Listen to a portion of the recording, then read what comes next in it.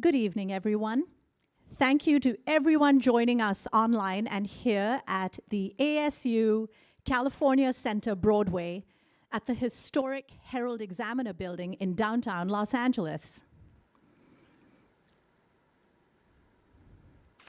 With great respect, Zócalo Public Square acknowledges the Yuhaviatum, the first people of this ancestral and unceded territory of Yaangna that we know of as downtown Los Angeles.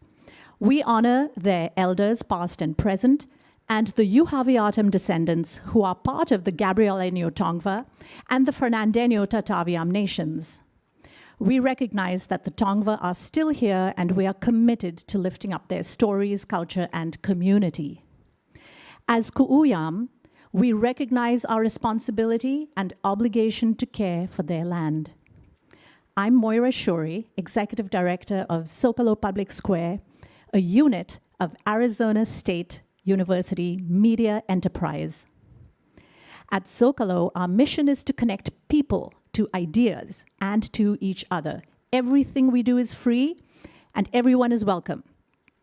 We publish original writing and present conversations like this one.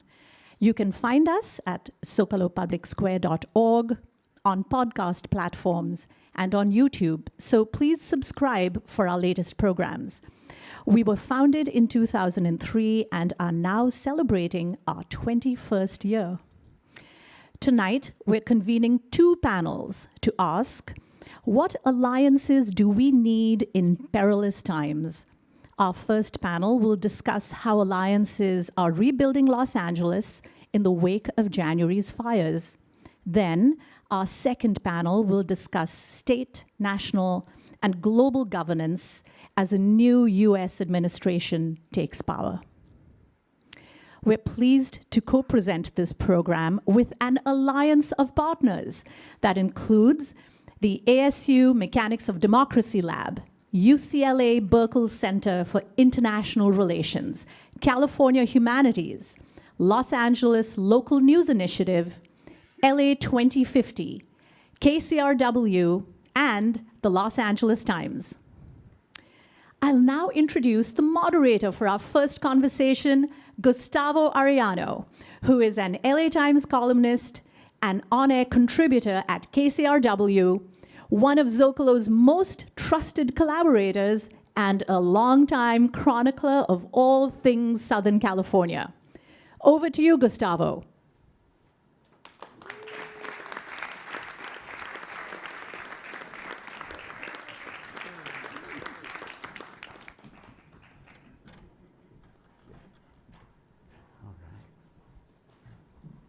Oh, ahí estamos. Thank you all. Hello and bienvenidos. I'm Gustavo Arellano, a columnist for the LA Times.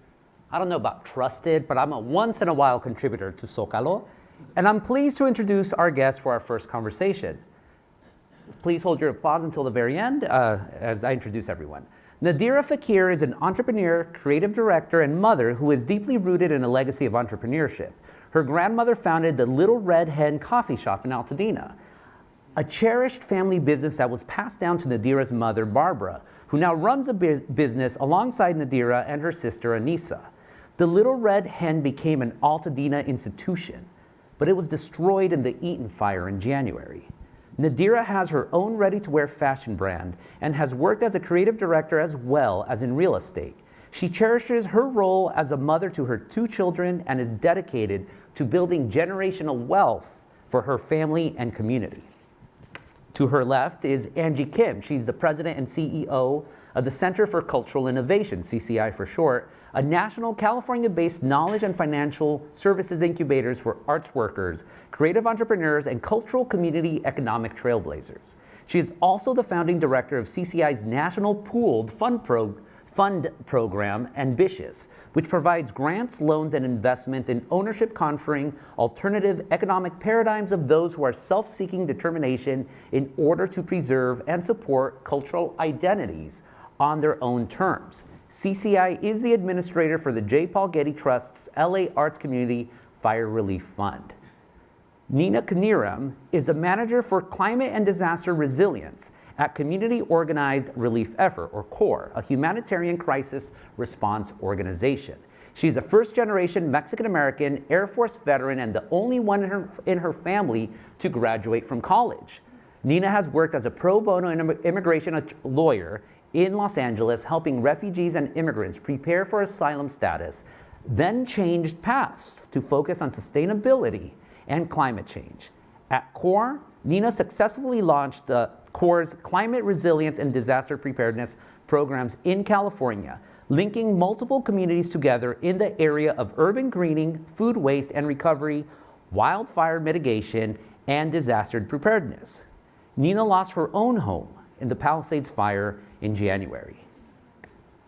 And finally, all the way at the end, Miguel A. Santana is president and CEO of the California Community Foundation, CCF, one of Southern California's largest and most active philanthropic organizations, which has raised over $80 million to support nearly 200 nonprofit organizations providing critical services to those most in need following January's fires in Los Angeles. Miguel is renowned as an advocate for systems change and making Southern California a more equitable place for all of its residents, especially those who have been historically marginalized. Previously, Santana served as president and CEO of the Weingart Foundation and as the city administrative officer for the city of Los Angeles, where he designed the city's first comprehensive homeless strategy. Santana began his career as a community liaison at the Mexican-American Legal Defense and Educational Fund, MALDEF, before working with LA County Supervisor Gloria Molina. So a round of applause for all of our guests right here. Thank you all for joining us.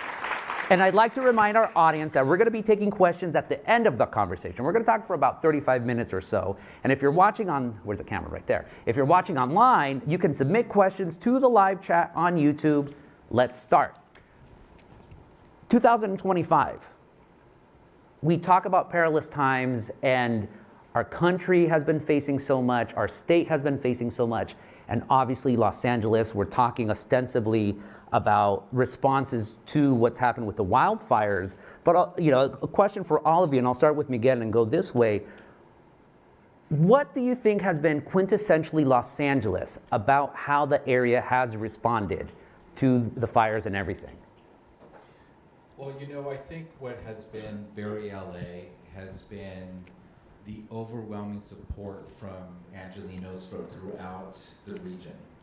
And we saw it immediately when people did whatever they could. They gathered food, they gathered clothes.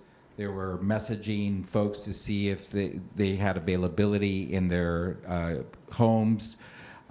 There was this overwhelming sense of love for Los Angeles. And I got to witness that firsthand at CCF because we have a fund, as you mentioned, that existed way before these fires. It really was the way that Angelinos expressed support for survivors from throughout the state. And so prior to January 7th, we had already given out $25 million to survivors from Paradise and other parts of the state, including Hawaii.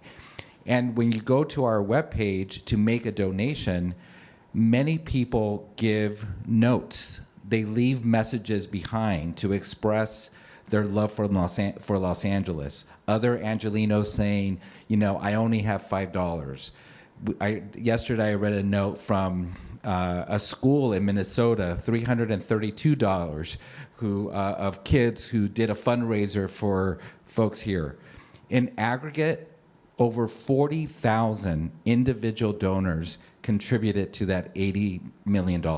Think about 40,000 people went to our website and felt they wanted to do whatever they could, from $5 to $5 million. So that was uniquely Los Angeles. It's like 40,000 love letters to LA. Absolutely. And it's powerful to read it because you see it firsthand, how people are connected to our region, to the people here, and who are telling their own experiences of disasters that they've gone through.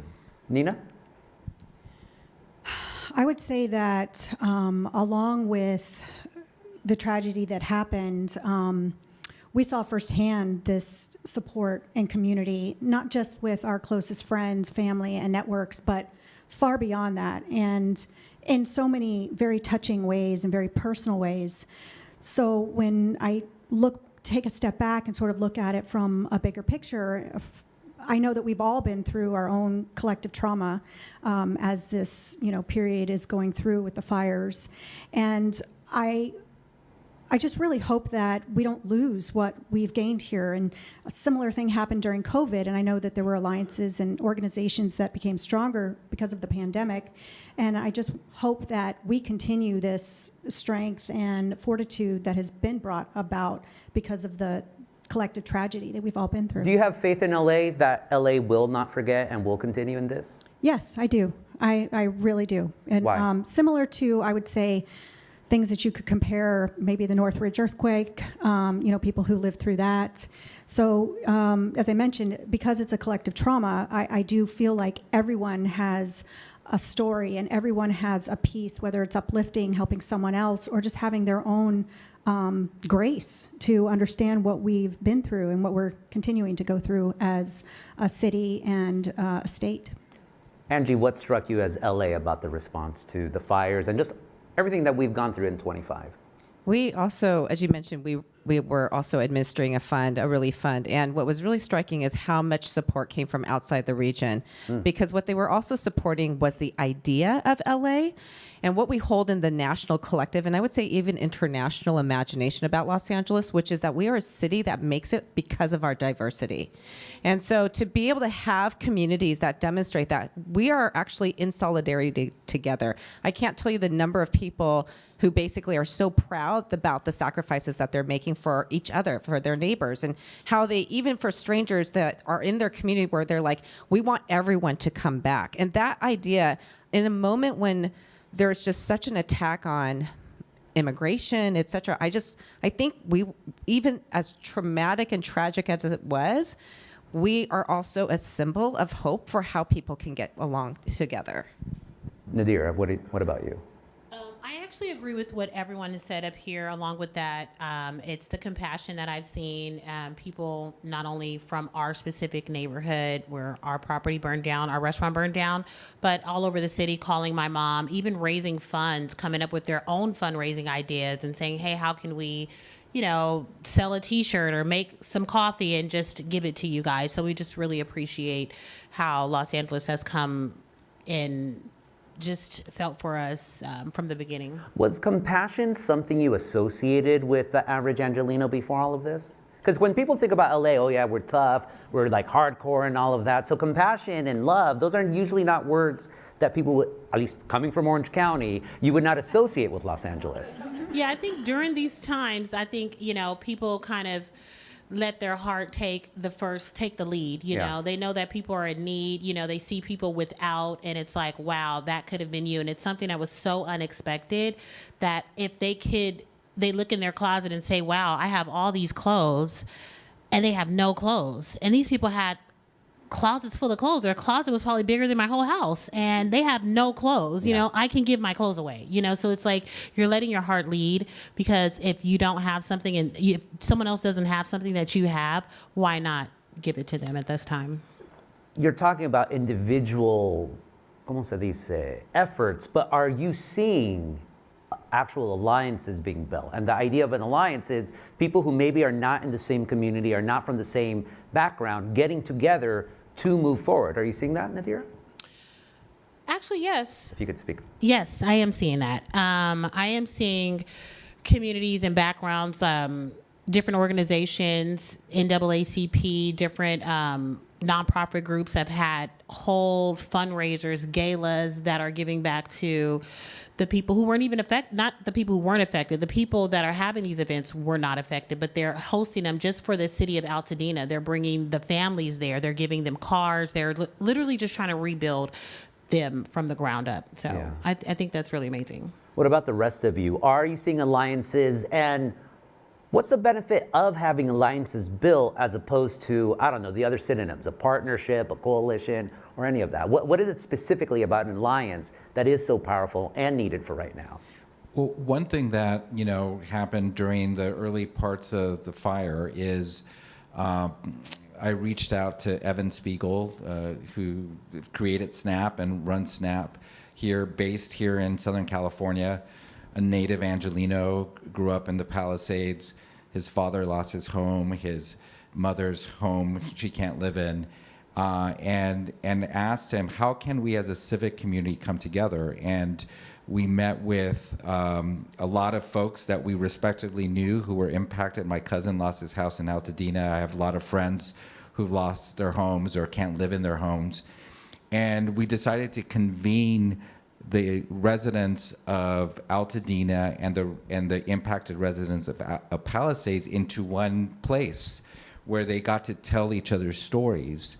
And from that came this idea that the creative folks at Snap came up with, the Department of Angels, which is really an effort to link the organizing that's taking place in every community.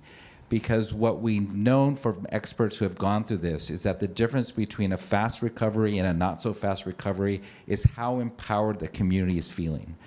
And wanting to support those efforts that are organic, that are intentional, and our facilitation of that is to build an alliance of survivors who can tell their own story, who could go to Washington and talk about with members of Congress and the administration why FEMA relief is so important, who can insist that Sacramento solve the issue of insurance for those who don't have insurance or are underinsured, and for everyone else who needs insurance at a time that LA is being redlined for insurance.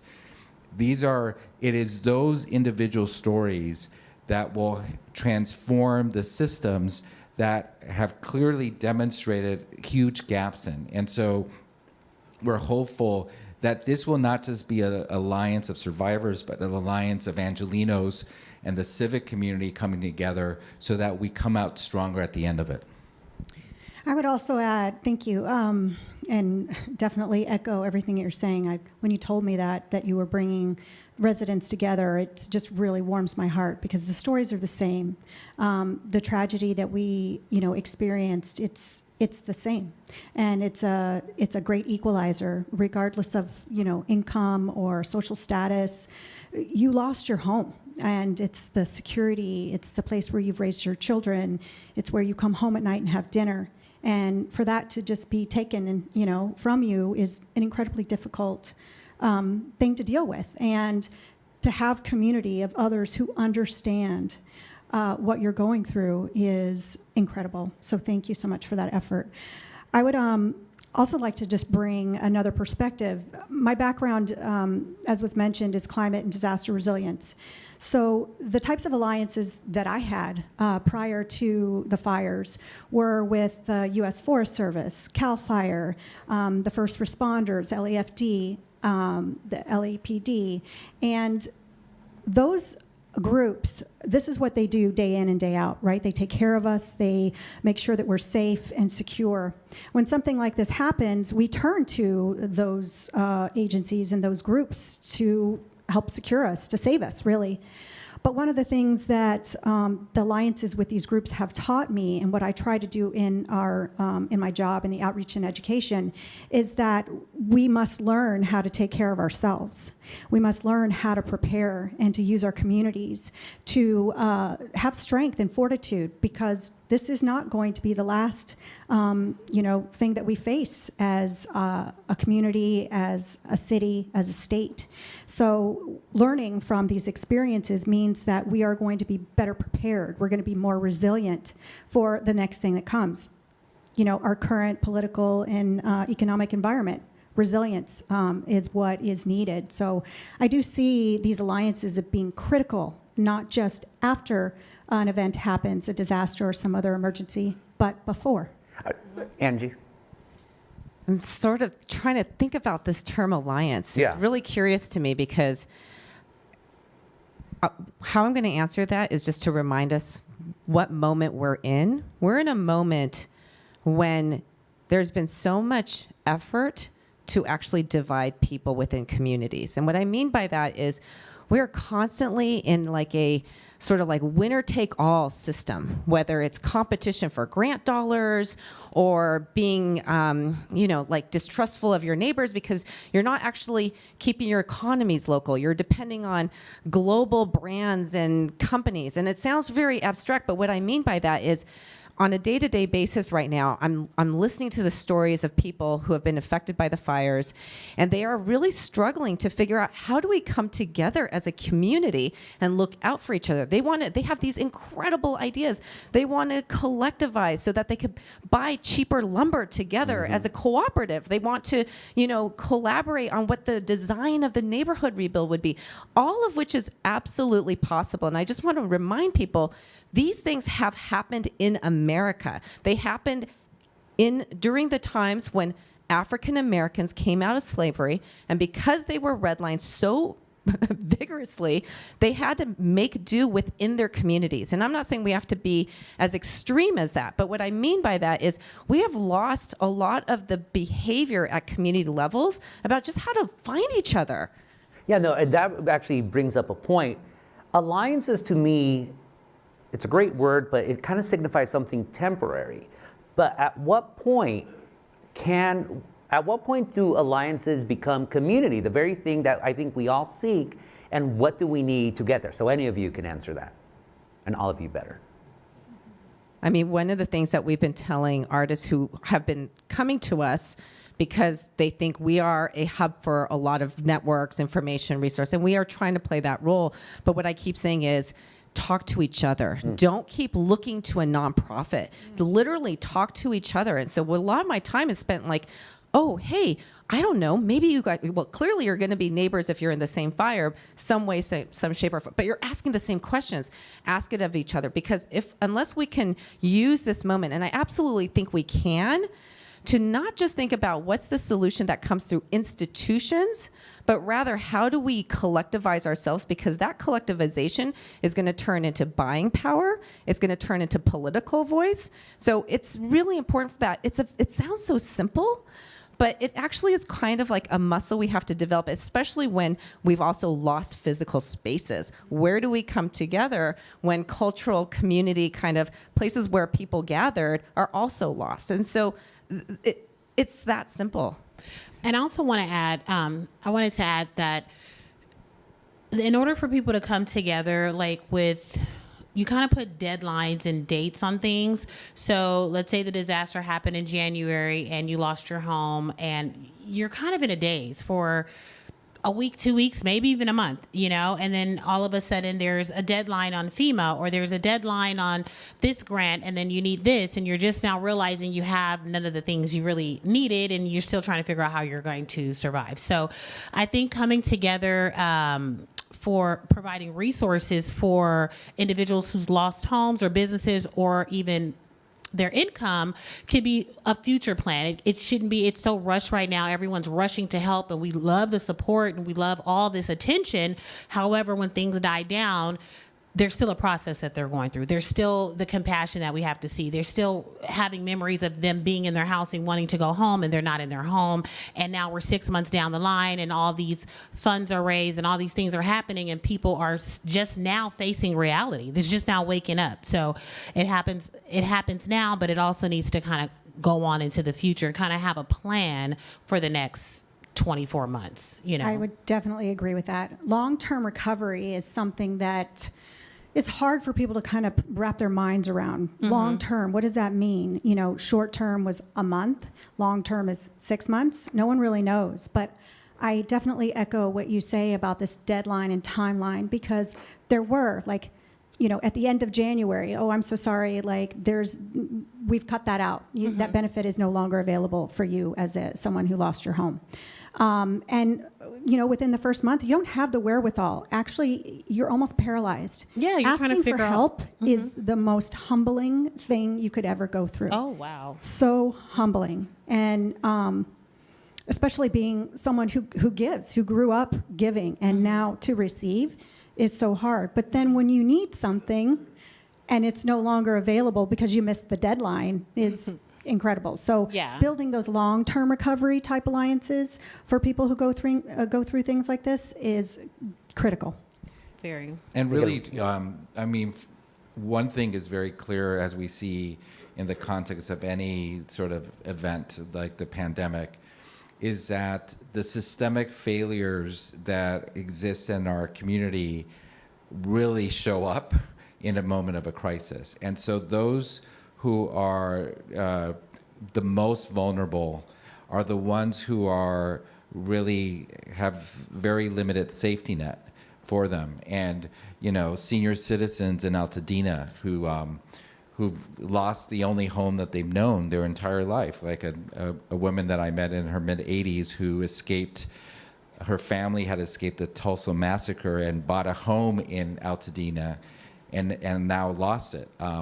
Or displaced workers who worked as gardeners and nannies and housekeepers in the Palisades who may have a home but don't have any source of income, and who are now, many who are experiencing terror from the anti-immigrant rhetoric and actions that are taking place.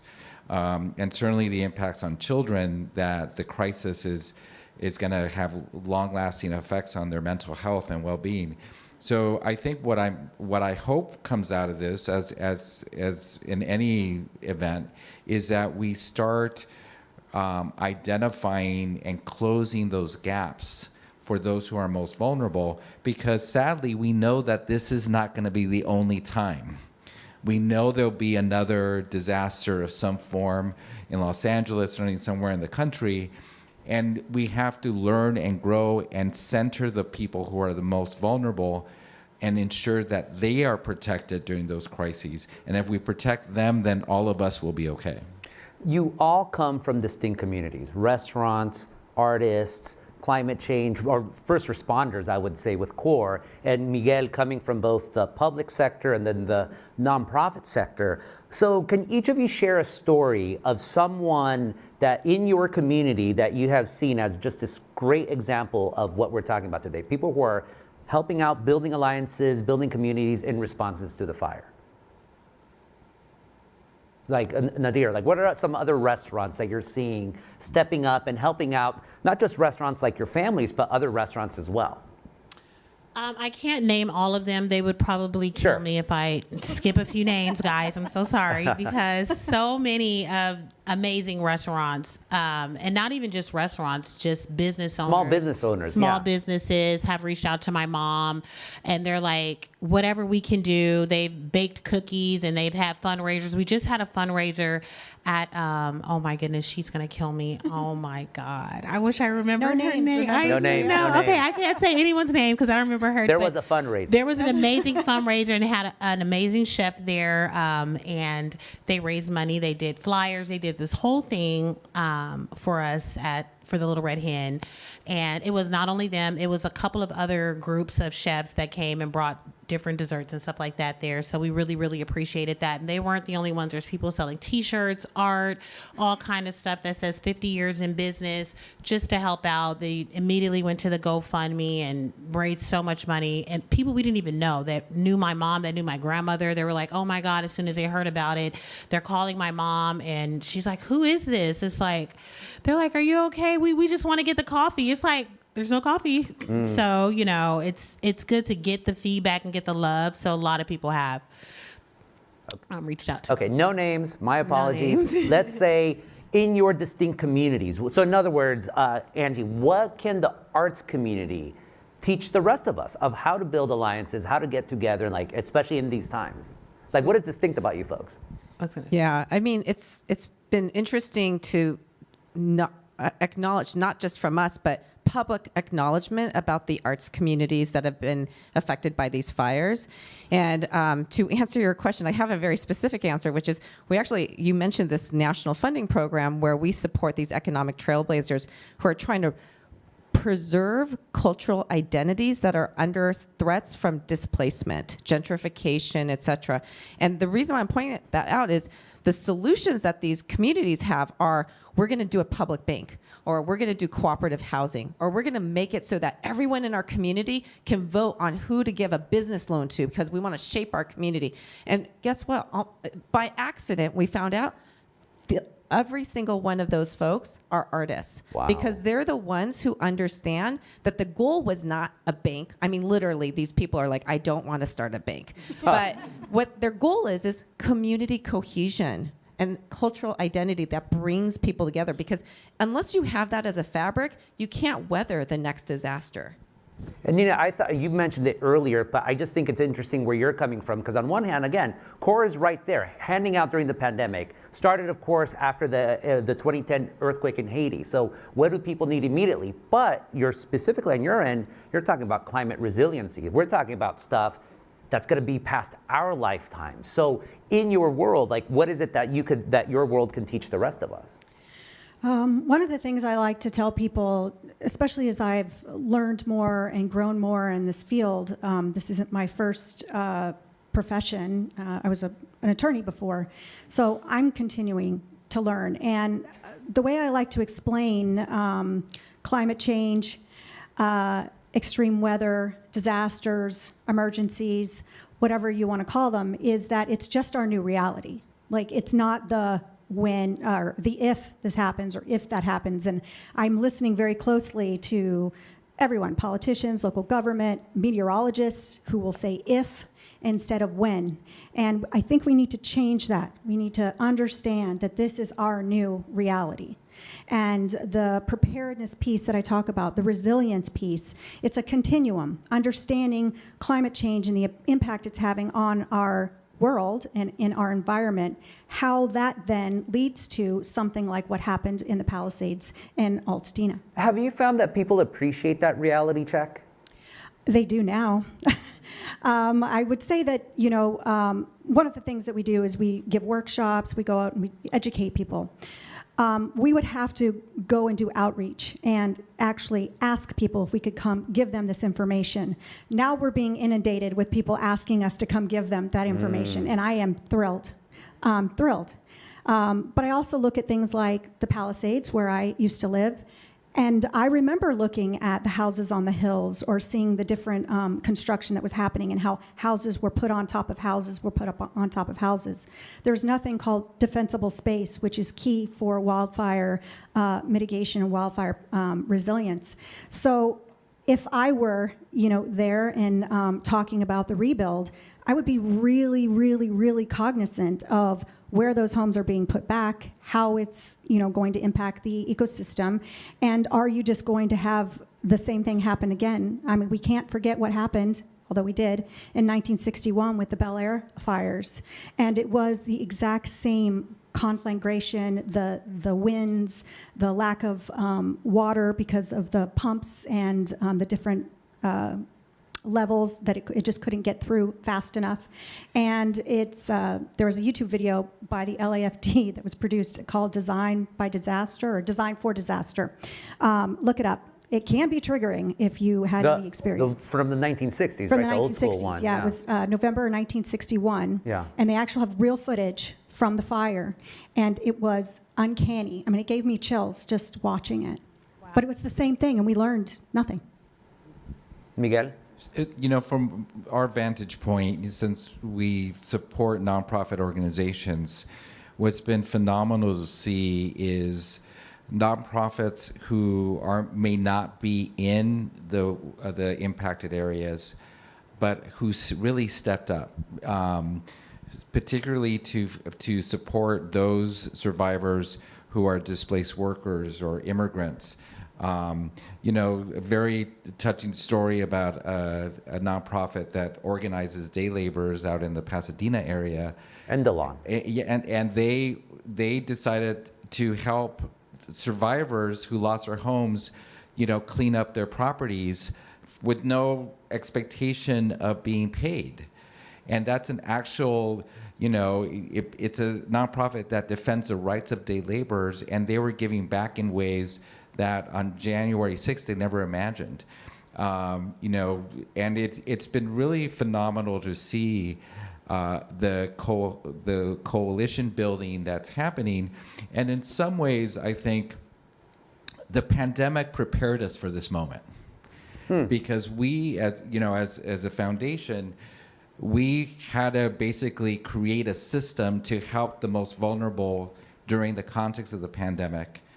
And when the fires happened, we went into that same system. We pulled out the same list. We identified which are the nonprofits supporting the most vulnerable, senior citizens, children, immigrants, displaced workers, and others, and called them and said, how can we be helpful, as well as well-established organizations like CORE.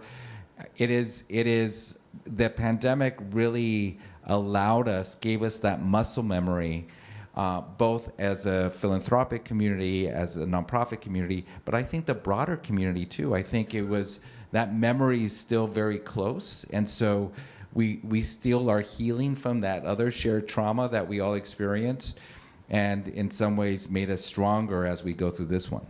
One more question for me, then we'll get from the audience, and just short responses from each of you. What homework do you have for everyone here and at home tonight? Like, if we're talking about LA loves, LA has compassion, LA has stepped up during one of the worst natural disasters ever, and LA is ready for 25, what's the homework that you would give everyone? I would just say to continue to support, to continue to spread the love, continue to be compassionate about what has happened, and let's not just let it get swept under the rug, because it's going to take some time to rebuild those cities, and especially for us as a restaurant owner, there is literally no restaurant without the community. So even if our restaurant came back tomorrow, who would we serve if the homes next door and down the street are still on the ground? So we want to take our steps step by step and just keep it going and not stop here. This will sound a little harsh, but I will say, I think we are all, no matter what political party you're in, et cetera, there's some degree to which we have not held ourselves accountable for where we are right now, which is failed social safety nets, a broken worker social compact between employers who need to take care of their workers, all for sometimes very, I would say, short-term things that seem like, oh, we have more independence, we have more freedom, I might win more than somebody else. And in that kind of framework, what ends up happening is we underfund public goods, and we underfund social safety nets that maybe we may never rely on, but someone in your neighborhood's going to rely on. And that sense of shared destiny, which is what I wanted to point out earlier about alliances, we need to use these opportunities to bring that relational infrastructure of, even if you don't know anybody affected by the fires, how can we be stronger because we are relying on each other to vote a certain way, to bring back public goods, to fund the things that really matter to all of us. Shared destiny, that's powerful. The homework that I would give everyone is a message that I've been giving since I started. The empowering of yourself, your family, your community, to know what's going on around you, not just from a political climate, although that could possibly be something that we have to face too as a disruption, but just being things like simple things, being weather aware, making sure that you have the right alerts on your phone so that people can get in contact with you, or local government can get in contact with you if there's something that you need to know about a certain extreme weather event, a flood, a fire. And then also take a look at the things around you, what matters to you, and make sure that you safeguard those things. If it's a photo album or your passport, whatever it might be, keep those things together in a safe place. Make sure that you've got phone numbers and information about the streets around you. How are you going to leave your home if you have to? And if you have to stay in your home, make sure that you have supplies to do that. The power could go out, the water could be shut off, the electricity could go down. Do you have what you need in your home to help yourself, your household, and your neighbors? And I would say not to forget. I think you're starting to see the attention slowly decline, and so it's incumbent on all of us to always remember this moment and know that people are still in crisis. You know, we recently did a survey of those impacted, and the majority of people still don't know where their permanent housing is going to be, still don't have the level of certainty that we would all want. And so for me, the way to do that is by checking in with those people that you know are impacted. It's almost impossible to live in Southern California and not be proximate to someone who has experienced loss in some form. And so I would check in regularly and just ask, how can I be helpful, or simply listen, or to, you know, host them for dinner, which is so powerful, just a simple act of generosity. And the last thing I'll say is to practice gratitude, to remind ourselves and to be grateful for the lives that we have, for still the blessings that we have, and the fact that you know, as devastating as this moment has been, that that people have survived this horrific moment. Still standing. And thrive. Yes. And thrive. Yeah, not just surviving, but thriving. That's so important to point out. Moira, I'm sure we have some questions from the audience. Yeah, we have a question. We're going to start with online questions. Anyone in the room has a question, please line up right here next to me. So Gustavo, the first question, I actually think, Gustavo, you should answer this one. Okay. Has the meaning of alliance changed in 2025 or before?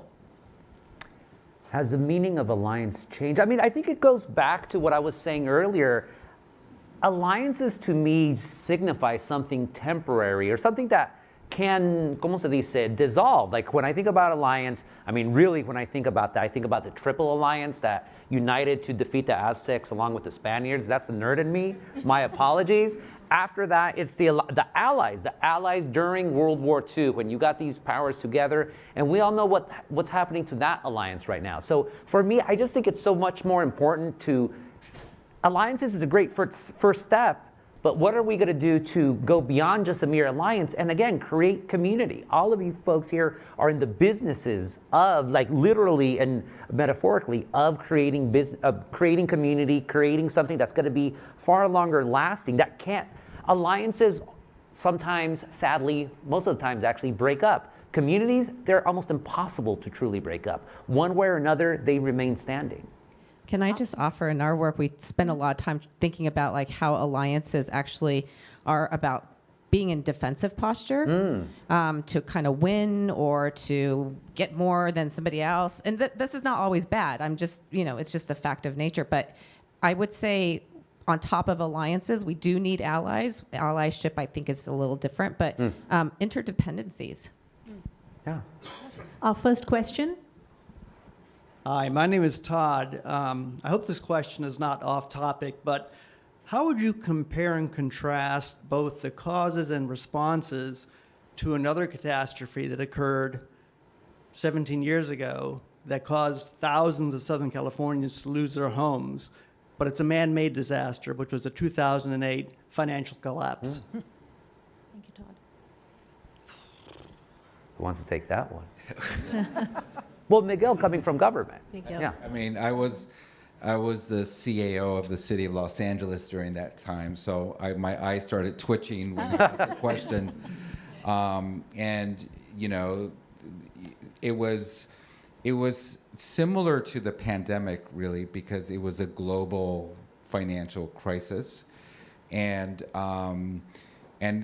no matter where you lived or what your status was in the community, you had some experience to that. And I think that this moment, in some ways, is uniquely LA's. So there's that contrast, and so and the demonstration of support is coming from around the country, around the world. The other thing is that I hope does come from this moment, and that did surface in the context of the fiscal crisis, is that there were actual reforms that came out in the banking sector, in the finance sector, in the lending sector, that mitigated that happening again. Of course, you can never avoid it, but there were real efforts to prevent that, interventions that took place, and I hope that this moment also becomes that, where based on this concept of being resilient and this being the new normal, that we develop new policies and systems and reforms to prepare us for the next one. Our next question. Oh, can I just add one thing? Yeah. Which I do see actually a lot of similarities, but it's hard to see because we have yet to get through this particular disaster. But in almost any disaster, whether it's economic, health, et cetera, is that those with power prey on those with less. And this is a real worry, of course, because of these fires and the nature, particularly in the Eaton one, which is, oh my gosh, are we going to see a bunch of developers have an easier time actually buying people out who are already financially vulnerable? And that we just can't have that. So I would say the good thing was, well, there being a Silver lining. The silver lining is hopefully we can all pull together no matter where you live and put in place policies that come out of it that help protect the homeowners and protect the communities to stay in place. Mm-hmm.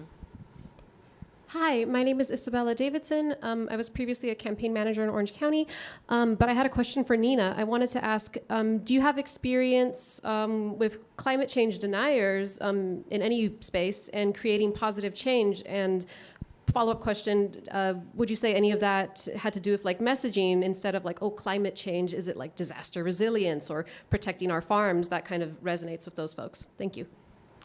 Thank you so much for that question. Yes. I would say that very early on, we had the opportunity to work in Siskiyou County, which is one of our northernmost counties that borders Oregon. And they have wildfires every single year, a lot of them, and they do threaten a lot of communities. It is very rural, though. And people there are very protective of their property, of their rights to do what they want with their property. You did not go into those community centers and talk about climate change. I learned that really fast. So what I would say is I would just meet people where they're at, and I would just ask them about the most recent fire season or the most recent snow season or storm season, and ask them, what was their experience? Did they have something happen? And then begin the conversation that way. Climate change has and will always be one of those things that is so, like, it just triggers people. Yes. And so the deniers, really they're just rebelling against a name or a phrase or a label. But as soon as you start talking about things that are impacting their front yard and their backyard, then they understand and they get it. So it's really about meeting people where they're at. Our next question. Hi, everyone. My name is Will. My question for you is kind of two parts. It is, should Altadena and the Palisades change, and how? Something that has been, I think, inferred is there's going to be new development, and not necessarily that it would be completely changing every single part of it, but these are mostly neighborhoods that had single-family homes, kind of low-slung commercial. A lot of these are, like the Gelsons and the Palisades and stuff. I mean, you could put even 5-story apartment building on that, build 500 apartments. I mean, it's pretty tremendous. Like, how is it going to change, and who should decide? Nadeerah? I think that change is something a little touchy to discuss when you're talking to homeowners who just lost their house and they want at least their old house back. They would keep their house if they could. They don't even want a new house. So I think, and even thinking about apartment buildings and places of single family homes. Yes, the lots are huge in Altadena, across Altadena Drive. I mean, beautiful, huge lots. Yes. In a developer's mind, you can put an apartment building there, but this is a community. This is a neighborhood. This is what this community is used to, because you think about, we're changing. We're going to take this street that had 40 houses and put 40 apartment buildings. Now we have 40 times the amount of traffic. People this now we're in a downtown city compared to a neighborhood Now it's or a not community. Altadena Now it's anymore. not Altadena anymore. So, change is a little far-fetched to discuss. I think that change for the better and just, getting the lots cleaned, getting the people's homes built back up, even just getting their plans in place to see what type of home they can build, or even like what she was saying earlier, let's come together and make it like a community. If everyone likes this style of home, maybe we can make it kind of like a estate or a gated community style where we all have the same type of house but different colors, or maybe we can maximize our square footage or something like that. But as far as changing the type of neighborhood, I highly doubt that's going to happen, because the neighborhood in Altadena, they're fighting for their city. They don't want that change. And even as a small business, like I said, a small business isn't the same without that type of neighborhood. If you bring in commercial, you're bringing in commercial businesses, commercial traffic, and Altadena can't even take that. It's a small neighborhood. Thank you so much, Miguel, Nina, Angie, Nadeerah, and Gustavo. That was our last question. We're going to move Sorry, on guys. to our next panel. So, Right. That was my line, but sure, thank you all. Appreciate it.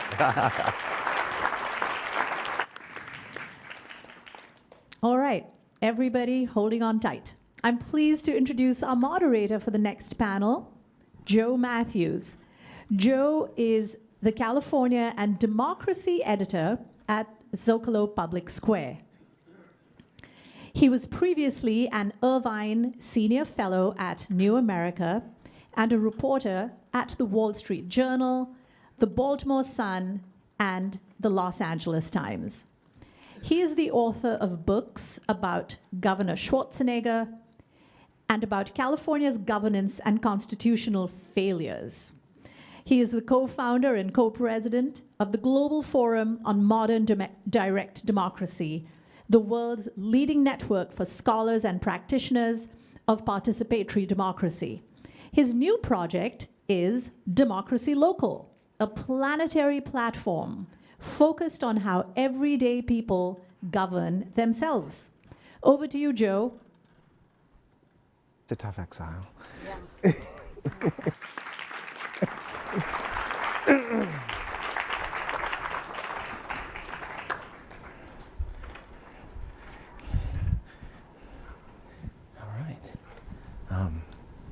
Good evening. Everyone can hear me, I hope? I'm Joe Mathews, columnist and editor here at Zócalo Public Square. It's my privilege. We're going to do this quickly. Our guests on the second discussion of this night, which is about alliances in that, sad and unfortunate part of the world that we know as not Los Angeles. First, starting my left, Ambassador Nina Hachigian, the first U.S. Special Representative for City and State Diplomacy at the U.S. Department of State from 2022 to 2025. That's Biden. Before that, Ambassador Hachigian was served as the first Deputy Mayor for International Affairs for the City of Los Angeles. It's an extraordinary step by the city. There's the second U.S. Ambassador to ASEAN, the Association of Southeast Asian Nations. That was under Obama. She was also director of RAND Center for Asia Pacific Policy, was on the staff of the National Security Council in the Clinton White House. That's 3 presidents. She's the editor of Debating China, the U.S.-China Relationship in 10 Conversations, and co-author of The Next American Century, How the U.S. Can Thrive as Other Powers Rise. Angelica Salas is an immigrant from Durango, Mexico. She came to the U.S. as a child to reunite with her parents who had previously immigrated to provide better life for her family. She and her entire family lived in the country undocumented, experienced deportation, and were able to legalize their status. In 2008, Angelica became a U.S. citizen. She now lives in Pasadena. She became the executive director of CHIRLA, familiar to many people, the Coalition for Humane Immigrant Rights, way back in 1999. She's still there. CHIRLA has grown to one of the nation's largest, most effective immigrant rights supporters. They organize, advocate, educate, and provide legal services to all immigrants. And she was instrumental in forming the Fair Immigration Reform Movement and the National Partnership for New Americans, which are 2 of our country's largest immigrant rights coalitions. And finally, on the far left, Laura Thornton, who's the Senior Director for Global Democracy programs at the McCain Institute, which is part of Arizona State University. Thornton leads initiatives on frontline democracies, on policy outreach, on forging alliances across borders. She has high-level working groups on democracy threats, serves in numerous global networks in the democracy community. Prior to joining McCain, Thornton was the senior vice president of the Democracy Hub at the German Marshall Fund. She oversaw the Alliance for Securing Democracy there. She served more than 20 years overseas at the National Democratic Institute, working across Asia and in the country of Georgia.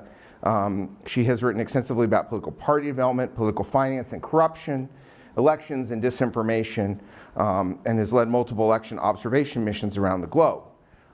Thank you for joining us. As with the first panel, we're going to take some questions toward the end of the conversation. I want to start with Nina, with Ambassador Hachigian. You had this pioneering role in our city and then in the U.S. government, the State Department, doing really city and state alliances and diplomacy. What can alliances of sort of subnational, states, provinces, prefectures, cities, municipalities really do in the world? I mean, can they solve the big stuff? Can they get at climate? Can they stop disease? Can they stop war? What's possible? Thanks for the question, and thanks to Zócalo for having me. Yeah, they can solve some of the big stuff. And climate, the first one you mentioned, is a great example. So you may remember in the first Trump administration, he pulled us out of the Paris Accord, which was the agreement by all nations to reduce their carbon. And at that moment, mayors and governors and other local officials stepped into the breach. They formed big alliances, some of them global, some of them domestic. And with technical assistance from some of these groups, challenged each other to see who could decarbonize the fastest. And when you think about it, it's cities that procure buses, right? It's going to be an electric bus or a diesel bus. They're the ones that deal with our waste. So are we going to now LA has those green bins. You're supposed to put all your food waste. That's to reduce methane, which is a horrible greenhouse gas that ends up in landfills. We also have building codes for efficiency. We also decide how we're going to get power to the city. So that's what cities decide. All of that has a huge impact on climate change. So when it comes to that global issue, our city and our state leaders are global actors. And when they align with others all around the world, they can do really amazing things. It was their efforts that made it possible for the Biden administration to come back in and be a credible negotiator again at the national level, because we had been doing the work at that local level for the U.S. Pandemics is another example. I was in the government. I was in the city government when COVID struck. And I remember a call with 50 mayors around the world. We had the one from Milan where the pandemic was the worst. And then we were in the middle, and then there were others that it hadn't reached yet. And they learned so much from each other, and the staff learned so much from each other on drive-through testing. That we had that in LA because of a conversation with the mayor of Seoul, who did it first. So it's incredible what can happen in these global alliances. I don't know that we can stop, that cities and states can stop wars, but we could certainly help in reconstruction of Ukraine, for example. And so, yeah, they can get some of the big stuff done, especially when the national government is not doing what I think it should be. I want to get to the national government of the United States in a little bit. I want to bring in Angelica. You have this systematic, very openly stated attack on immigrant families, people documented and undocumented, people who look like they might be immigrants that we're seeing again. What sort of alliances do you need to stop it? Well, first of all, just thank you again for inviting me and for having me be part of this very wonderful panel. So immigrants, in order to actually withstand all the attacks that are coming before us, there is no way we can advance our the protection of our families, the well-being of ourselves without alliances. And I'll provide you with a little bit of just in terms of what we represent in terms numerically in this country. So immigrants right now are about 14% of the entire country. We are still below the highest level of immigrant population in this country, which is around 1890, 1900, which is closer to 15%. So we're still below that amount, but close.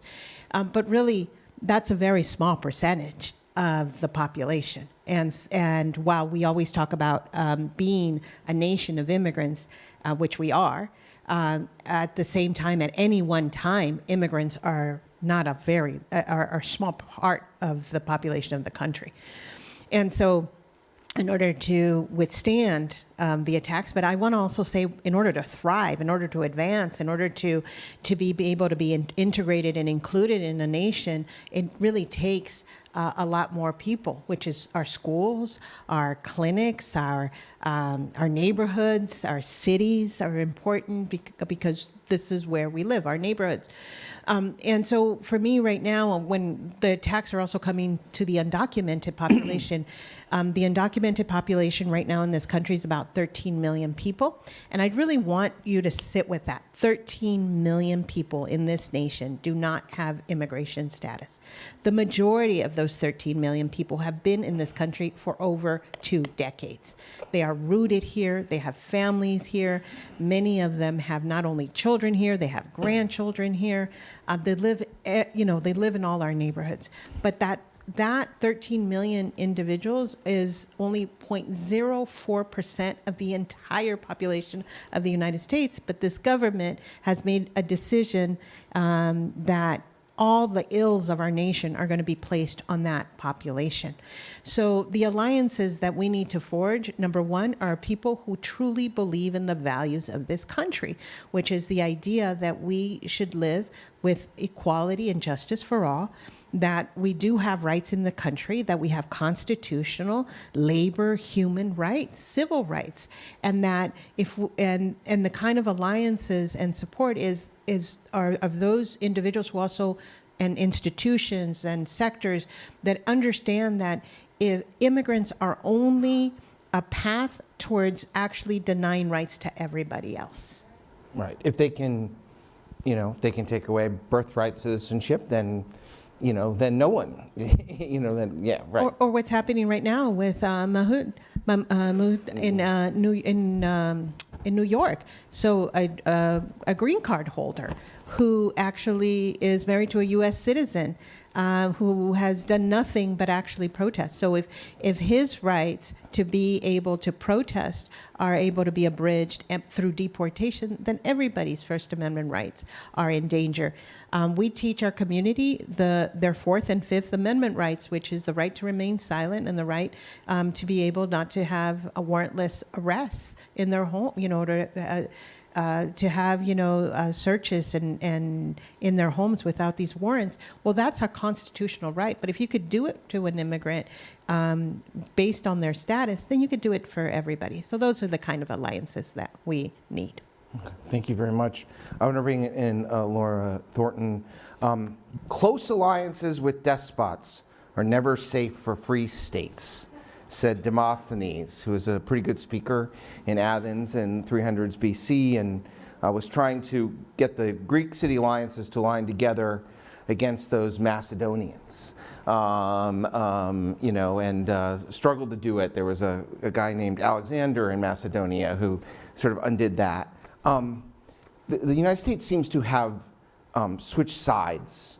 Last year, remember, we were in a summit of democracies. This year, are we aligned now with the authoritarians?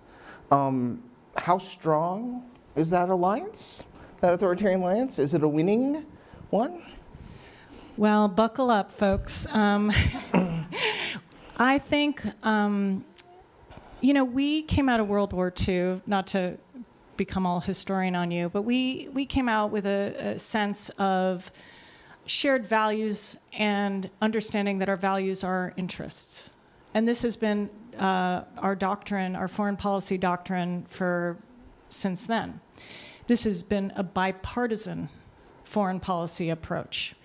And it's based on the idea that if the world and nations are free and economically healthy and conflict-free, it benefits the United States. That is also why USAID, the United States Agency for International Development. Now, you had me at helping others, but it really is a self-interested project, because by building markets and supporting economic growth, it provides a market for our goods, preventing the spread of conflict and disease, benefits America. Having stable countries prevents all sorts of problems for us, because conflict will find us. So what's happened, in answer to your question, has been not a pivot, it's a rupture. It's a complete rupture from a foreign policy that we've always had, or in the last 80 years. And it's now a transactional foreign policy. It's a foreign policy that's based on zero-sum thinking, that there can only be winners and losers, not we can all win if we work together. And it's based on punishments, and it's based on a perception of American first that's absolutely not about putting America first, because it's not in our interests. So what does that mean for our alliances? If our alliances are based on shared values of a rules-based order, of democracy, of fighting tyranny, which has been what has brought us together with our NATO allies, for example, that doesn't hold up in this new vision that has been outlined by the Trump administration, because that vision doesn't value any of these alliances. And if we're going to divide the world, and by the way, it's not an isolationist vision that we all claimed, or not we all, but was speculated that the Trump administration would be isolationist. That is not the case. This is an expansionist, Byzantine-like sphere of influence. We have a government that wants to take over Greenland, the Panama Canal, Gaza, Canada. It's an expansionist vision. And it's based on this idea that big powers will divide up the globe into little spheres, and smaller countries are irrelevant and want to get them out of the way. So what kind of relationships do we have now? They're transactional. They're not based on these shared values of an international order, and they're not going to be stable. So, for example, in a country, Ukraine, that I work a lot on and travel to, is just a sort of a pain in the neck for this administration. So any arrangement is not in the best interest of Ukraine, or in the best interest of peace, or in the best interest of democracy, or in the best interest of preventing more conflict, but rather an immediate goal to make it go away, even if it means ceding everything to Russia, our used to be adversary, but now is someone who we will do business with in this division of spoils. And it's a very dark place to be. I want to go back to Nina and talk about, you just mentioned Ukraine. You talked about Ukraine at the end of your first answer as a place that the city-states can help here in the U.S. and help with reconstruction and rebuilding. What about, just more immediately, cities and state governments within the United States? I mean, you see Congress, letting the executive do what it wants to do. You see courts making rulings, but it's unclear if they'll be followed or how they might be enforced. So does that leave the states and the cities as the last line of defense? And what are our chances? And is that what is that? When the cities and states are fighting, are in conflict with national governments, in other places in the world, we call that civil war, right? Well, that's hopefully we don't have to be that dark. But I just want to first just emphasize something that Laura said. So one of the United States' biggest assets in foreign policy, one of the things that made us so influential, is that we had close, trusted friends that we call allies. And, there's a formal term, which is a signed military agreement, which is, a capital A alliance. But essentially they're friends that we share common values with, that we share objectives with. And China doesn't have those. Russia doesn't have those. We had those. Have had. I'm not sure which tense to use at the moment. But being an ambassador out in ASEAN, it was amazing to me that I could always count on Japan, South Korea, Australia, New Zealand, that we saw things the same way, that the South China Sea, for example, should be governed by laws. And other countries did not see it that way. But that's how we have had so much influence, is because of this network of friends. And is why, for example, the Chinese government is constantly criticizing the alliance system, because they don't have the same set of friends that we do that are trusted. And that's because we haven't been imperialistic for the most part in recent history. No one's worried that we're going to, take over their territory, or weren't before. So it is true that now states especially have had a big role to play. You've seen all these lawsuits from attorneys general, that are suing the Trump administration for various things. States and cities in the United States do have to be careful and walk this line, because they are funded by the federal government to a large extent. And the programs that really support our residents, many of those are federal dollars. So it's a difficult place to be. I think actually that they have a role that they could play with our capital A alliances as well, because those countries are also our largest investors. So states and cities have a financial interest in maintaining good relationships with the UK, with France, with Japan, with Germany. And so that might be a way that we can continue to have a warm and respectful and understanding kind of relationship with those countries. What does that conversation go like, do you think? I mean, ignore these yahoos in Washington, we're California, we're LA, we're Illinois, we're Chicago.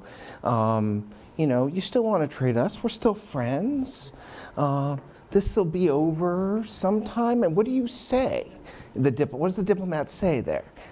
I think you just talk about what your own interests and your own relationship is. And because you're a diplomat, you don't refer to them as yahoos. You just you allude to them as, we may not all have the same kinds of objectives. And I don't think we can, what's sad about this time that we're in now is I don't think we can credibly say it's all going to go away, because it's the second time around. So it may have been thought of as a fluke the first time around, but, it's been twice now. So, but there's a lot, if you ever, want to be hopeful, just, watch mayors and what they do, because they are the most, pragmatic, optimistic people. They have such hard jobs, almost impossible in many cases, and yet they serve us. That's what their jobs are. Thank you. Angelica, I wanted to ask you about, I think right after Trump got elected, you went to Mexico. What is we have this conversation in this country about, realities and weird fantasies of what immigration and immigrants are in this country, but there's a lot of migration around the world for a lot of reasons, for conflicts and climate and economics and all sorts of things. To what extent is there are there global alliances around migration to protect migrants wherever they are going in the world? Well, a group of us, actually, the California-Mexico Alliance, there was a group of us that actually went right after the elections to Mexico to really have conversations with the Mexican government. Number one, the majority of the undocumented people who were being targeted. The majority of the people who are undocumented are Mexican. So it was really important to ensure that that there were protections and that there was also the consular offices all across the country were prepared and would be working with us in order to ensure that information would be available to our community. The consular offices are the ones, and representatives are the ones who actually sometimes have access directly to individuals who are in detention centers. So it's really important for us to fortify that, to talk directly to representatives of the new government of Claudia Sheinbaum, who actually used to be the mayor or the head Gobernador of Mexico City. Of Mexico City, Yeah. but had worked very closely with us and with many of the organizations around a lot of the migrants who were actually in Mexico City. So Chirla, we have now an Asociación Civil, Chirla Mexico. We've been working there for 6 years because we recognize that there is a major shift in migration in our hemisphere, largest movement of people in terms of even historically in Latin America, both South America, Central America, and Mexico. And of course, we understood that early on that there was going to be a back and forth with this government and Mexico. Didn't expect Canada would also be, but definitely at that time knew that it was important to be in relationship. But the other thing that is really important to me is to really think about the people who are refugees and asylum seekers who are still in Mexico. So what this government did is ignored all our treaties on refugee and asylum that we've had for decades and decades. That basically said, especially after World War II, that said we are going to honor a person's request to seek asylum or to petition for refugee status. So immediately after the election and on the first day, on day one, we started noticing that refugees were not going to be allowed to come. So Afghans were actually on planes, on their way, vetted, and they were turned back. We have whole populations of refugees that are throughout the world who have already were en route to the United States.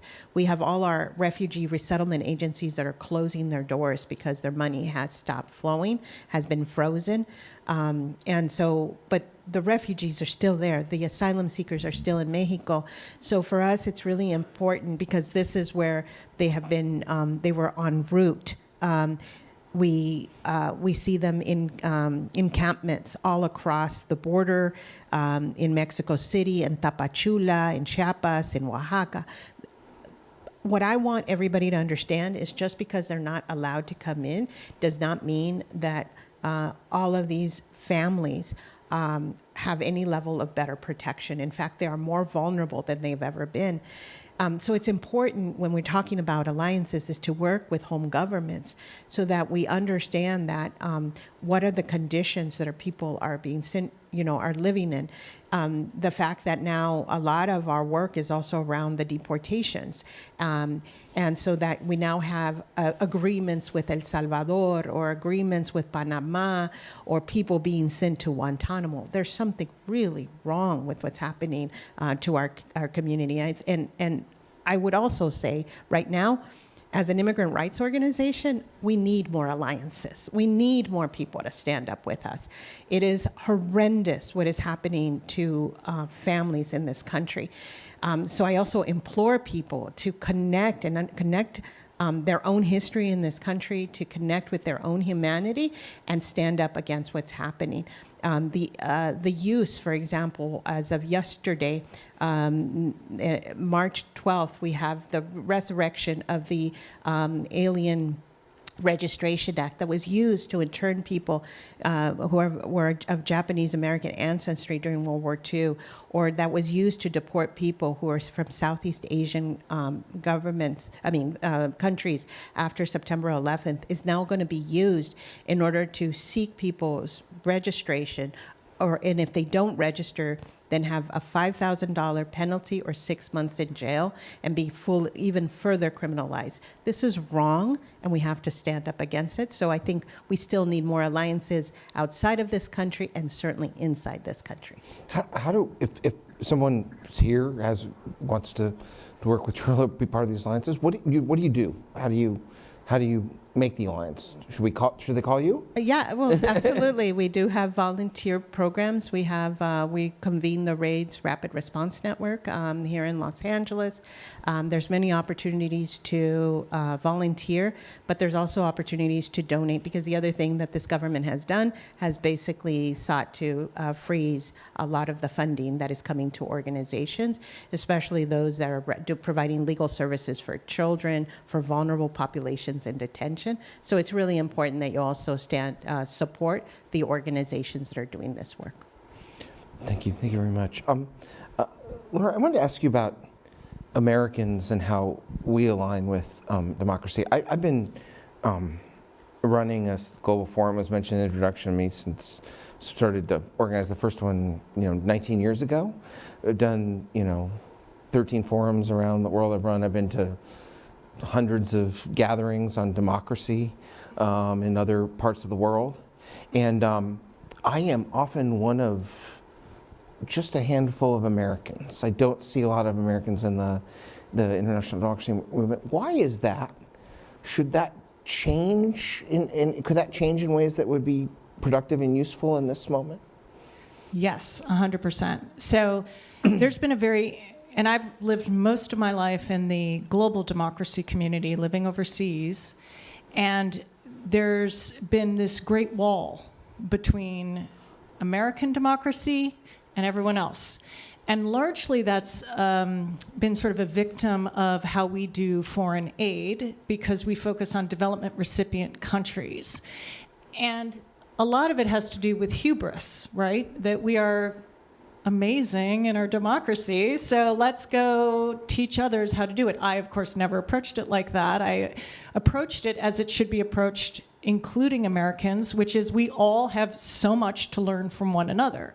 So when I was living in Cambodia, when I was living in Thailand, when I was living in Indonesia, the model wasn't copy America because we're so fabulous. It was like, here are different models of parliamentary systems. Here's how you can do your election system. It can be majoritarian. It can be, it can be a proportional system, et cetera, et cetera. And we'd bring in different experts to help walk people through a process, but it was never from a place of superiority. But I do think that many in America felt that way. However, I have noticed over the last few years, and I moved back to the United States 3 years ago after 25 years abroad, and I noticed that American organizations were like, hey, wait a minute, what's happening here? Maybe we can learn. And actually, one of my first experiences with this was in 2022 for the midterms. I was in Maricopa County, where ASU is, in Arizona, and I was meeting with election officials who were talking about the fear of violence at the polls. And they were looking at me going, we have never experienced violence in our elections here. We don't know what to do. And I was like, well, lots of countries around the world actually, sadly, have experience with this, have protocols in place, have trainings, have this. There's might be something you could learn from that. And, other people were saying, oh, we don't know how to communicate our, proper information to prevent disinformation about the elections. I'm like, oh, well, South Korea's election commission is really excellent at this. And they have, so I do believe that more learning needs to take place. And the reason is it's not like there's a global North, global South division here. We are all experiencing democratic backsliding. And it is not original. I mean, yes, they're the coups of our parents and grandparents, but mostly our democratic backsliding is because we are electing strongmen at the polls. We are choosing them. Our publics are. It is a demand problem. And then the autocrat, illiberal, far-right playbook goes into place. It starts usually attacking gender, LGBTQ minorities, then it's restricting media, civil society, then it's capturing checks and balances and inspector generals and anything that roots out corruption. It is a playbook. Putin designed it, Orban's implemented it, Erdogan's implemented it. I used to live in an occupied country, Georgia. They're implementing it. It's not original. And my point being is I think Americans could learn a lot from our Hungarian friends, from our Turkish friends, from our Georgian friends about what's next, because it isn't original. The other thing that's not original is that our adversaries are involved. They are involved in it in all those countries.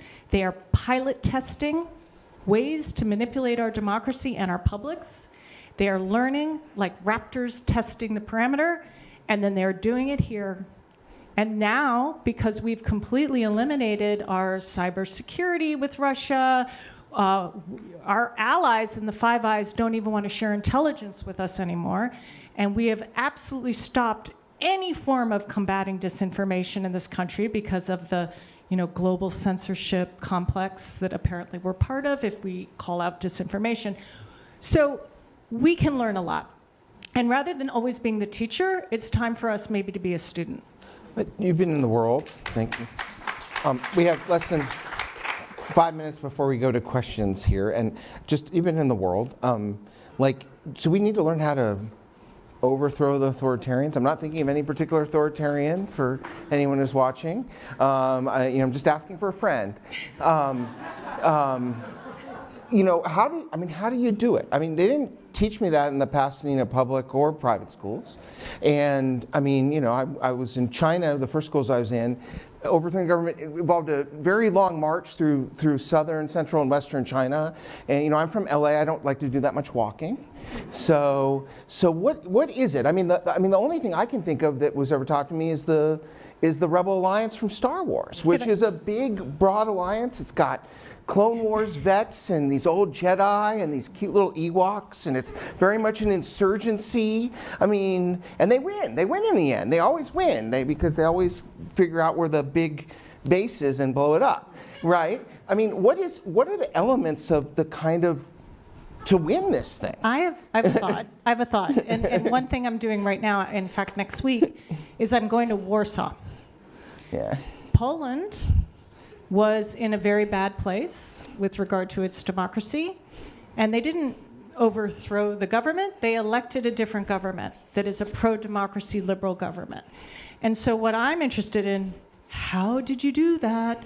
So I'm bringing a group of Georgians, Slovakians, Hungarians, Serbians, I'm bringing them to Warsaw so that these activists, including the protesters from Serbia and Georgia, to learn from the Polish model. So I would say, to avoid the coup scenario, but rather do, unfortunately, the hard work of detoxing our people from wanting this kind of government in the first place. And I'm not saying I have magical answers, but I do want to learn from those countries that have experienced a democratic decline and come back from it. Not that they're out of the woods, but there are little points of lessons and points of light there that I think we could learn from, short of overturning a government. One of the lessons, because I heard a discussion about this exact thing, and it's not my field, but one of them is to have your profession not be squashed. So independent journalism is one of the key items that we have to absolutely preserve in the United States. And so if you can afford to subscribe to some independent journalism thing, please do that. If you can always just post, when you see stories that you like, you can send Joe money, whatever. But seriously, that's one of the key elements. The other is protecting the courts. So if we get to a point where our executive is just ignoring court decisions, right now they're not doing that. They may not be abiding by them, but they're not saying that they're going to just overturn that or ignore them. That's a point where we're in a really serious world of hurt, and then we all have to protest. Anyway, those two items at least. One more word for Angelica before the questions. Well, I would say learn from immigrants. The reason we're here is because many of us have had to leave countries that actually were authoritarian, that were places where we couldn't survive or live with or thrive with our family. So I also say learn from the immigrant community.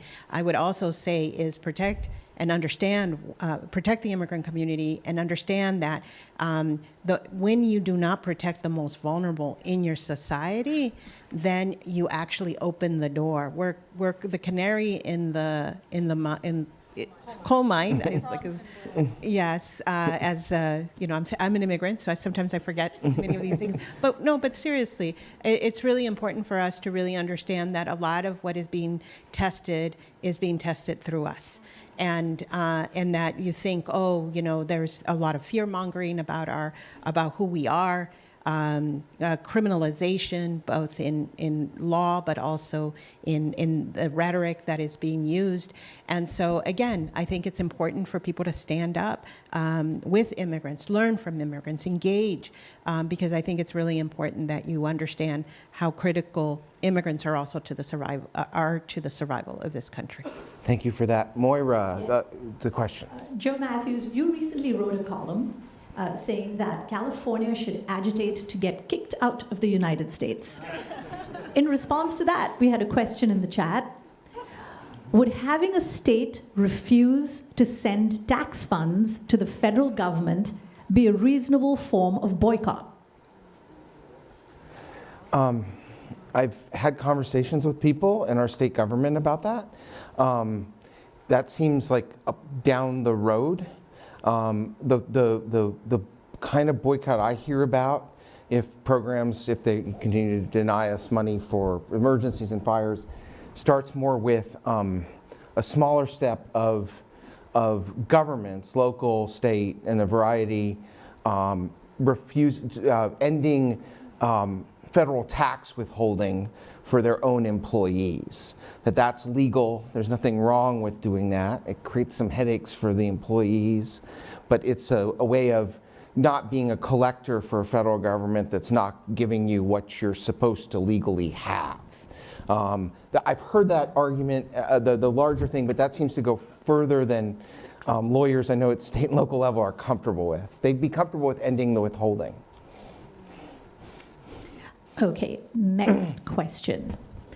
Do you think that Americans realize and are ready for the types of resistance, types of protest, and levels of sacrifice and uncomfort that it all requires?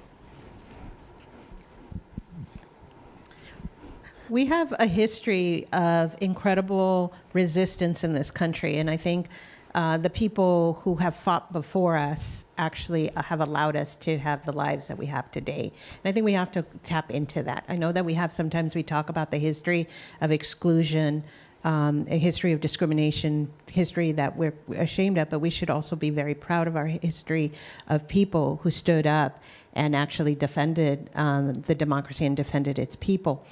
So the way that I think about it is the Montgomery boycott, almost over a year of boycotting in order to finally make sure that people could be treated equally in public transportation. Over a year. Think about that sacrifice. There are certainly in the immigrant rights movement, we're very, we protest, we go out in the streets, and we were probably, our young people were out there supporting their parents and, walking out of their high schools. Many of us came out of the Proposition 187 era here in California 30 years ago. Our state now is progressive and pro-immigrant. We weren't that, but it took a lot of protest. And so I think it's important for more people to be out publicly in protest of what's happening in this nation. I would add just quickly to that. I mean, I totally agree. I do think we have a little bit of a difficult problem today. First, I feel that so much of this just doesn't penetrate. And perhaps it's going to take people actually feeling the consequences of what's happening, because most people don't know what the Five Eyes are and why it's bad that maybe they don't want to share intelligence with us, or don't understand that we might be pulling out of NATO command. These aren't popularly understood. I think another problem that we're facing in the United States, and it's not unique, I've seen these trends across Europe, is that if you look at the World Values Survey, a lot of our public, like 40%, actually doesn't mind having and leans authoritarian. So our assumption that all Americans are like gung-ho on democracy is not quite right. That are a lot of, because for legitimate reasons in some cases, democracy hasn't delivered for them. They see great inequality and they're like, hey, I just want a strong man that's going to solve all these problems. So I think getting people out in the streets to fight for democracy might be trickier than we think. And I think it's going to have to take it actually impacting their lives, maybe to get them to motivate, unfortunately. I will say, though, if you've seen the footage of those town halls, like, there's a lot of feisty Americans. We have time for just 2 questions. Hi, thank you. I'm Tamburina, and my question is, what I experienced a couple of days ago was a weird, delirious joy, because all these polls came out and they said that the majority of Americans oppose all these horrible things that have been coming down. And so my question to the panel, what I thought this would be about, is how do we form alliances to get the people out on the streets, because we are still the majority?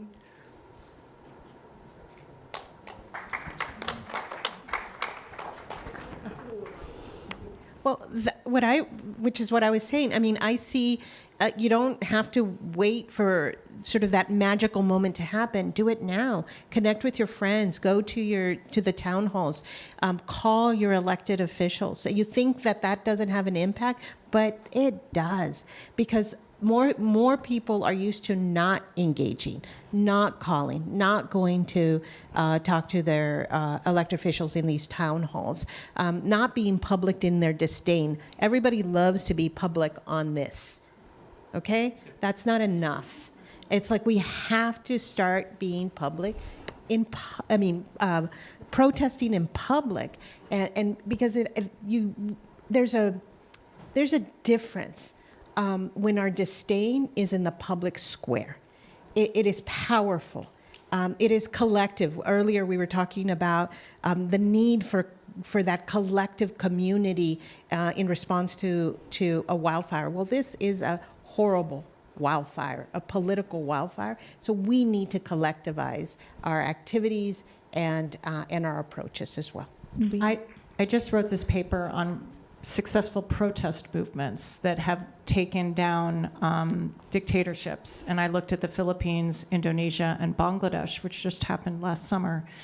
And it's sort of combining what you're saying with what I was saying earlier. The way that they were successful in all 3 cases, although they were very different countries and different contexts, was they were linking the protests to people's daily lives. It wasn't esoteric, about using fascism or, liberal democracy. It was about being taken advantage of. It was about corruption. It was about, government elite stealing from them. It was things that they could feel very viscerally. And even in really, really poor countries like Bangladesh, people had nationwide strikes where the garbage men stopped collecting the garbage, the bus drivers stopped driving buses, and they just shut down the country. And that was at great sacrifice. These are not wealthy people. So I think it's tying issues to very concrete, realistic things that people can get behind. Thank you. Here's our last question. Hi, Max, and from Claremont. And so one of the things that strikes me about the current moment we're in is that it's not even so much about how government is being used and eroded, which it is, or how civil society is being attacked, and it is, but also the role of business and particularly kind of an oligarchic approach to business influence, which was always a little bit through money in the past, but Elon Musk has really kind of torn back the veil and really, been more engaged in pulling the strings than anyone I think has previously. And so what I'm wondering about is, where's the point of leverage with the business community? I mean, we're starting to see that now with some of the impacts of, the actions that are being taken. Immigration, I'm sure that, we're going to have many days without a Mexican if he goes through with everything he's talking about. And so where are the points of leverage to actually engage business as partners in an alliance to shift this in a way that isn't about privatization and kind of hollowing out the state and plundering it, but really kind of building new alliances between civil society, civil governance, and the business sector. I think it's a great question. I don't know that I have an answer for it, but I do think you're right to point to the business community as a potential ally in this, because the administration is clearly not. I mean, they're openly, talking about the possibility of a recession, and this is not something that anybody really expected.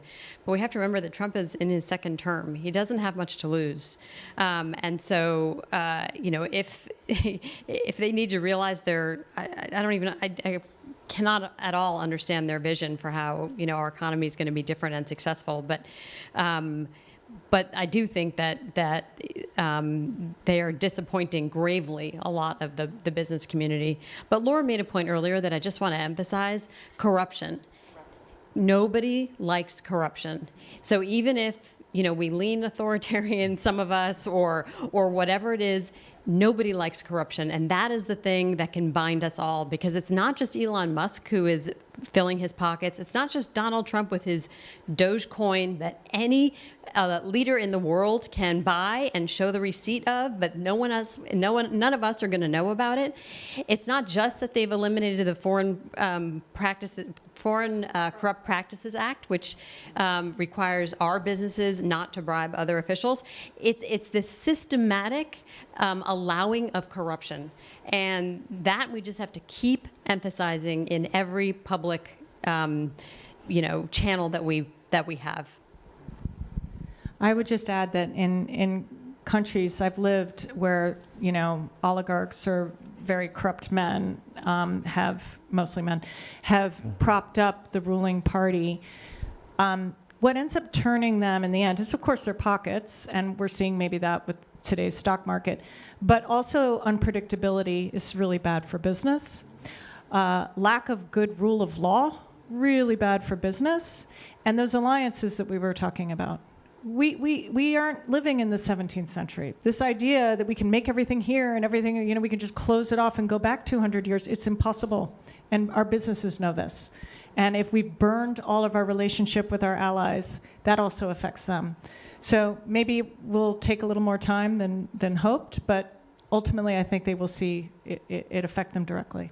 Angelica, last word. Well, I really want to agree with these 2 points around corrupt leaders and the corruption that's happening right now. I also just want to emphasize the corrupt leaders are also put targets on their enemy, who they perceive as enemies, and people who disagree and who do not toe the line. And so I think it's really important, once again, that we really push our elected officials to have courage, to stand up. Many of them are just towing the line because they see not only their political careers in jeopardy, but potential their own lives in jeopardy. So I think it's really important that we take this as seriously as it is, and I do think that this is a corrupt government, and it's certainly a cruel government.